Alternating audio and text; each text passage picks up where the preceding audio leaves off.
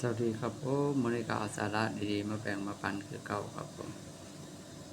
เหรียญที่ไม่ค่อยบ่ค่อยเห็นครับผมเหรียญที่รู้สึกว่าบ่ค่อยเห็น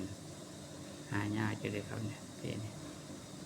จะมาให้เบิ่งนี่เนาะเป็นปี2558ครับผมของพ่อหลวงรเก้าเนาะบ่ค่อยเห็นบ่ฮู้ไปอยู่ไหนแน่เนาะปีนี้ปีอีกปีนึงครับผมที่น่าสะสมเนาะ2558นะครับผมรู้สึกว่าจะหายากบ่ค่อยเจอครับผม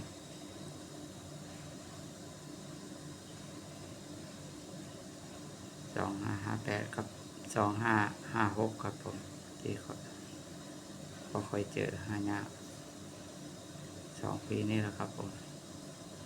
สาระดีๆมาแบ่งมาปันเนาะ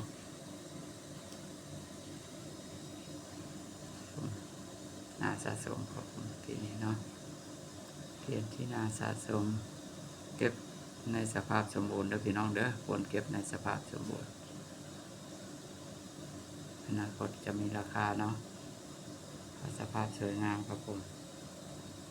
อย่างน้อยก็น้องยูอินซีเนาะหรือยูอินซีเด้อครับผม